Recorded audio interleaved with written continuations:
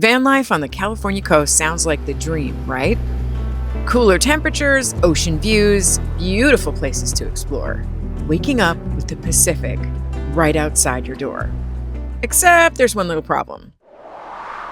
Where the heck are you supposed to park the van? Finding somewhere to legally stay along the California coast has gotten a whole lot harder. And I know that because I've been doing this for almost 13 years. There are places along this coast where I used to be able to pull over, spend the night, wake up, and keep moving. But now there's signs. No overnight parking. No camping. Sometimes you can't even park there during the day.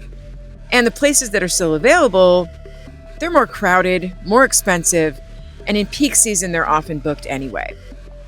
I'm not on the California coast right now because I want some glamorous coastal van life summer.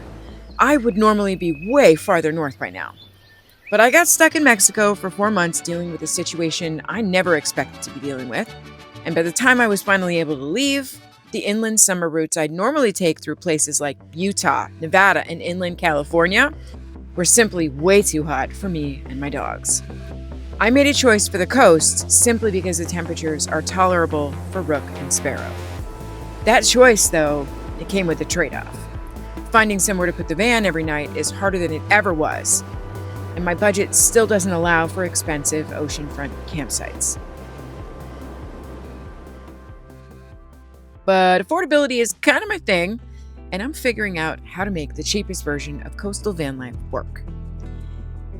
That might mean driving a little inland for a free campsite, way up a mountain with barely any service on a steep and sketchy road, or paying for an affordable campground that doesn't really feel like the coast.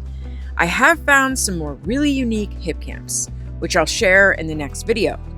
But I've even had to city camp, and not stealth at all, on the side of neighborhood streets, near schools, and even in industrial zones. They weren't perfect for the dogs, but they did work in a pinch. And then during the day, I would hang out at a grocery store as a place to get some work done, take the boys to as many dog parks as possible, and work there for a little while too. And then find more little hidden pieces of California that I never would have seen otherwise. Somewhere in all of that, I still had to keep the van running and make some upgrades. I had to work, receive packages, make videos, and make sure these boys are well taken care of, and somehow find a place to sleep each night. That's what I want to show you today. Not the postcard version of coastal van life, not a campsite guide, and definitely not a "look how perfect my life is" day. I want you to come along for one completely normal day of trying to make van life work on the California coast in 2026. Because the dream is still beautiful. The logistics are just getting a little bit harder. If you're new here, hi, I'm Bunny. I've been living and traveling full-time for almost 13 years. Currently in my 2007 E350 with these two goofballs, Rook and Sparrow, as my traveling companions through it all. And on this channel, I don't sugarcoat van life. I talk about the realities, the problems, the changes, and the challenges that come with actually living this way. And then we figure out what the heck we're going to do about them, because that's van life too. So if a little bit of van life reality is your thing, and not just the pretty parts, subscribe, hit the like button, give me a hype, share the video, and help me tell YouTube that these conversations matter. Because van life is changing, and if we're going to keep doing this, we've got to figure out how to keep moving forward. So let's get into it. And this is where the day starts for me now. Well, good morning. Hello. Okay.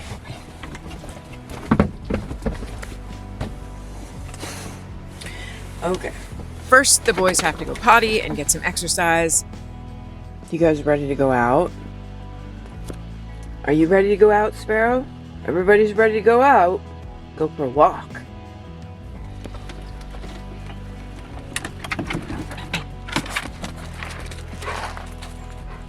Where did you go? Ouch!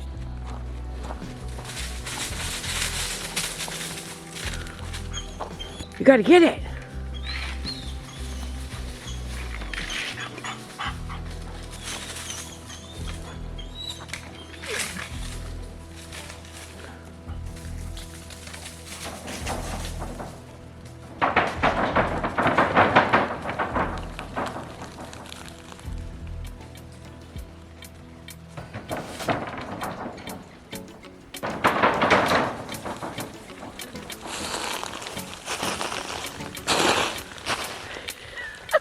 Then I'll be a good little van lifer and make my bed.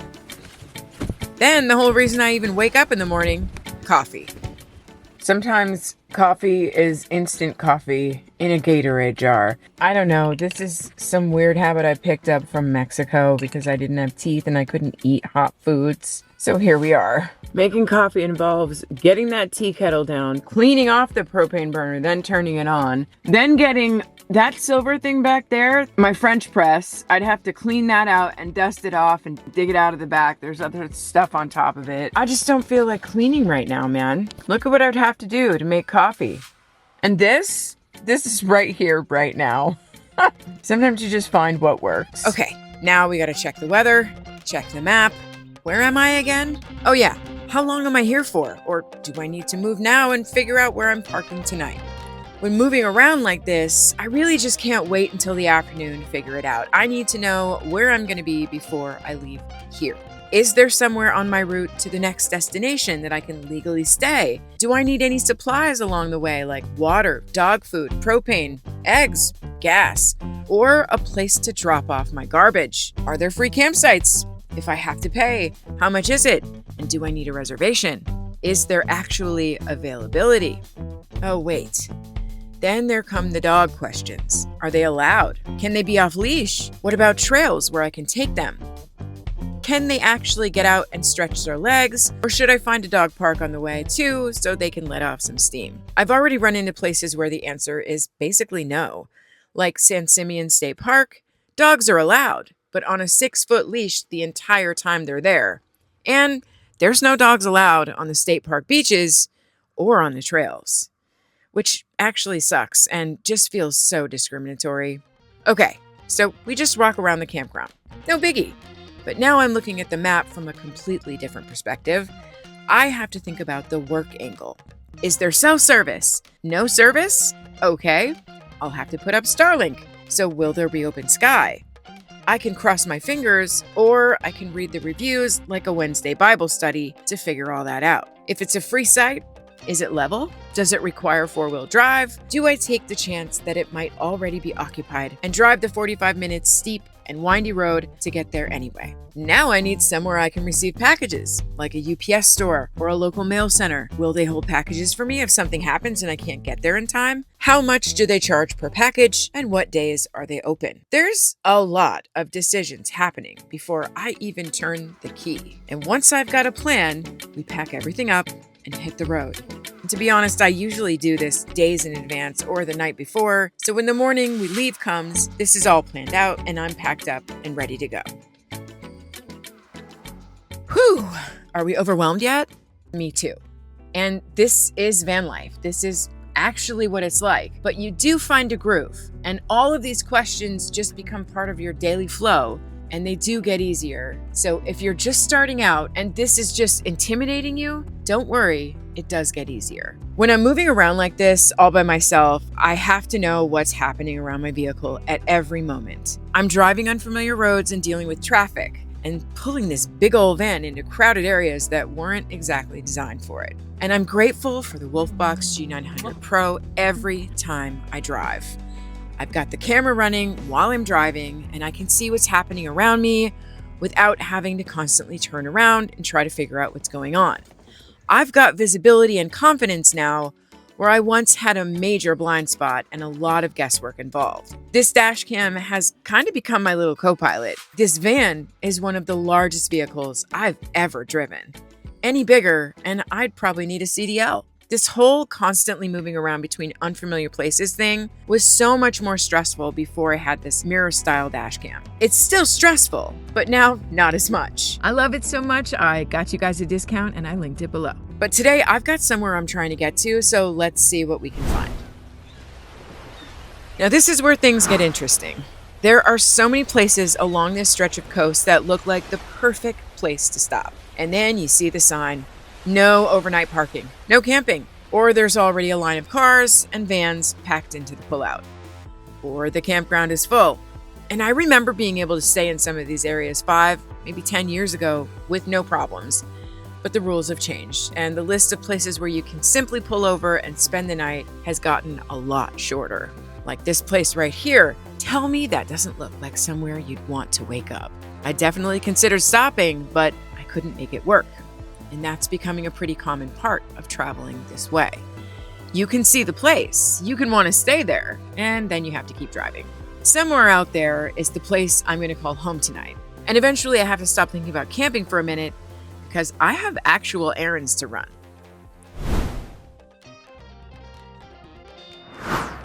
I've got groceries to get, supplies to pick up, and 2 dogs who have absolutely no interest in rearranging their entire lives around my camping strategy.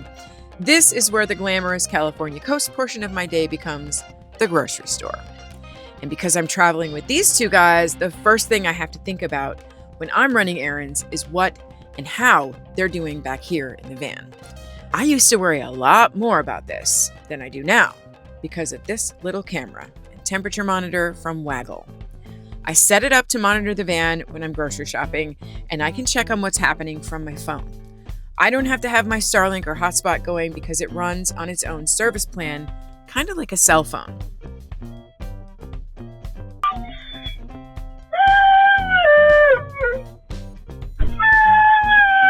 Hi, boys. You okay? What are you doing? Yep, they're still there. They're still waiting for me, and they're still comfortable.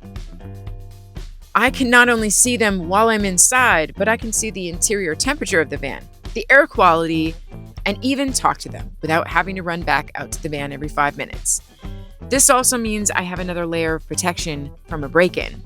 I can also toggle my settings in the app to alert me of something like that. If a Karen calls animal control while I'm gone, I can show the officer, hey, it's under control and I've got proof. Okay, so groceries are done. The dogs are still alive. Now let's see what the rest of the day looks like. Are you frazzled yet? Yeah, me too.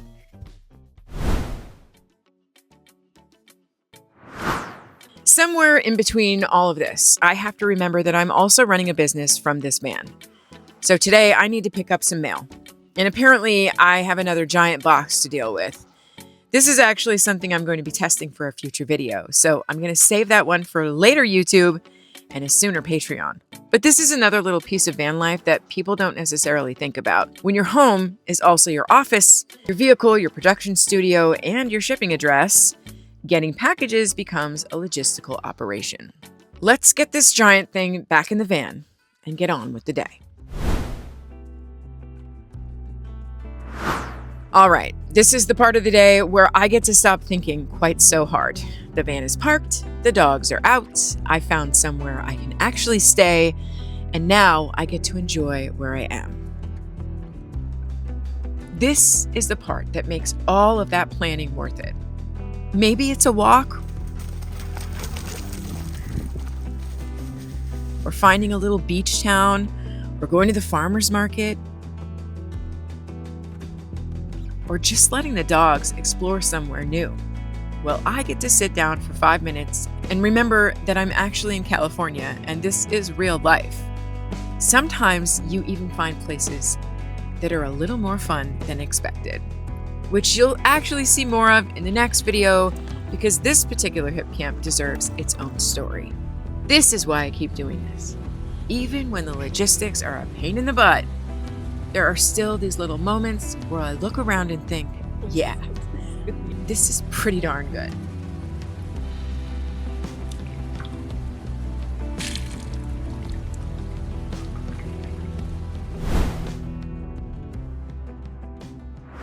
Of course, having a nice afternoon doesn't mean my problems have disappeared because this guy has decided that recall is just a suggestion.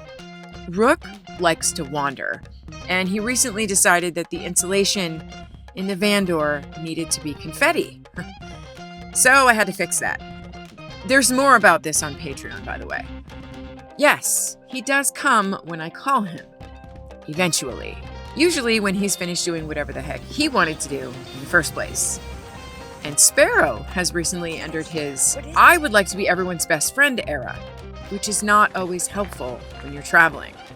So I've been working with the Jugbow e-collar training system with both dogs. I was actually pretty skeptical about using an e-collar. My last dog, Dutch, had been rescued with infected wounds around his neck from an e-collar that somebody had left on him. That experience really stayed with me, and I was very hesitant to put one on my own dogs. But when I was staying at the farm here, the woman who runs the place helped me understand how she uses one with her dogs. And another friend who has experience with e-collars helped me too. Once I understood that the goal was communication and training rather than just correcting a dog whenever he does something wrong, I was much more comfortable trying it. And Rook is exactly the dog I need to work with on this. He needs better recall. He needs to understand that when I call him, come means come now. And that's what I'm working towards. I don't need them to just listen to me when it's convenient. This is a safety issue, and it gives us both more freedom. Yes, good boy, Rook. Seems to be working. Come. Good boy, Rook. Okay.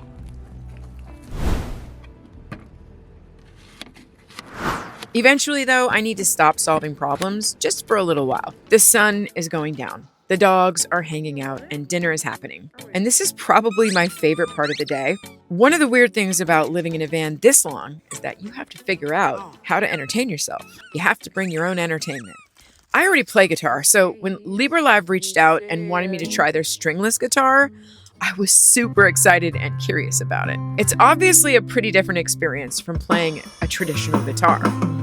And I've been having a little bit of fun figuring it out. I actually sent one to a friend who's a much better guitar player than I am. So I'm really curious to see what he thinks about it too.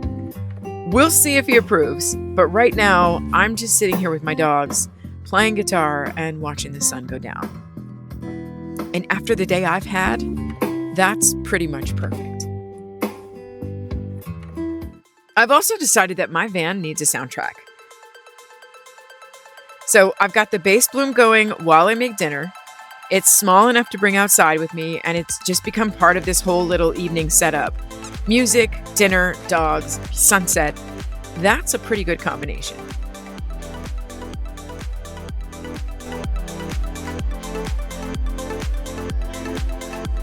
I don't have to worry about this thing getting a little wet so I can cook around it or getting banged around because it's pretty sturdy.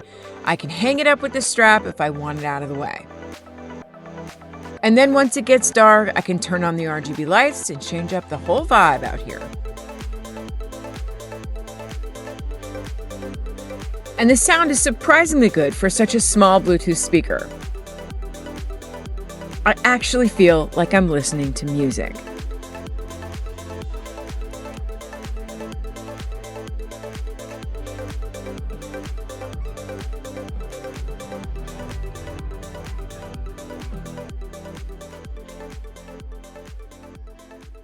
And then eventually the day catches up with me. I am very ready to be horizontal.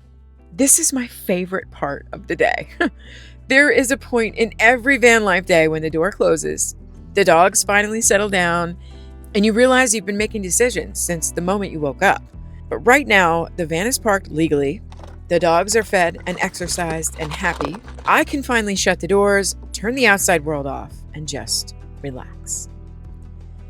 This is also when I reached for my ThermoRed belt from Bob and Brad. Look at everything we did today.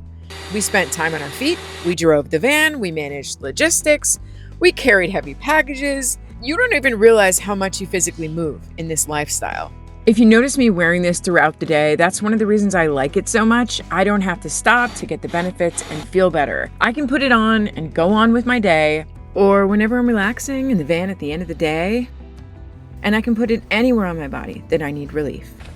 This is a combination of heat, red light therapy, and vibration, so it's basically giving me a few different things in one little belt. It has two red light wavelengths, 660 and 850 nanometers, and I can just adjust the heat and vibration depending on what I feel like I need. With this thing, I don't have to lie down and hold something against my back or sit there with a heating pad. I just strap it on and keep doing whatever I'm doing. If you've got bigger hips like me, or you're wearing bulkier clothes, the waist extender gives you plenty of room to get a comfortable fit. It is rechargeable, so I don't have to be plugged into the van while I'm using it. And at this point in the day, I'm not trying to accomplish anything. I'm just trying to convince my body that we're done for the day. And we are. Finally. If you want to check out the ThermoRed belt, I'll put the link and my discount code in the description. So this is what van life looks like right now. It's a little less bohemian and a lot more planning. There's next level awareness required, sometimes paying for a campsite when you'd really rather not. You find the beauty wherever you are, not just the fantasized places you've seen on Instagram. It is hypervigilance and constantly adjusting the plan because the plan you made yesterday doesn't work today. Doing this long term and full time has a bit of a different reality. There's new rules, changing laws, and that means adaptability is a prerequisite. And the rise in costs means you may have to make sacrifices. But then you wake up and you're still out here. Your dogs are happy. There is a California sunset waiting in the day, somewhere not far from here, and you made it work. It's not the coastal van life it was a few years ago. You might not have woken up on an oceanfront campsite every morning, and you likely spent half the day figuring out where to safely go next. But you found somewhere, you adapted, and you're still waking up somewhere absolutely beautiful. I think that's the part worth remembering. The dream doesn't have to look exactly the way it used to for it to still be worth living. You just have to keep figuring out how to make it work. And tomorrow, we do it all over again.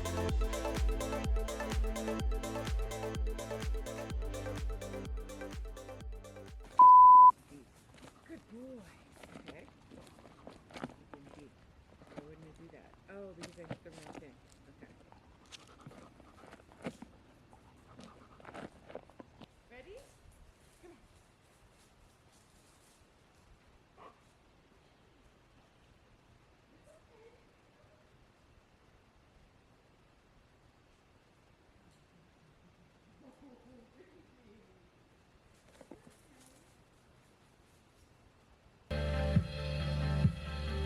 Oh my God, it's literally the only thing to focus on, you asshole.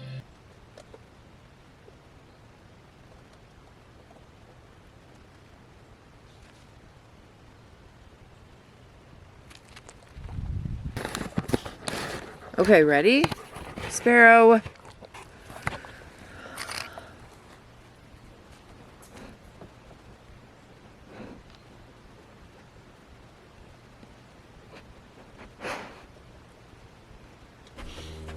Oh, come on, man. You don't be a Oh, you're gonna be a Oh, I covered that. No. That's not how it works.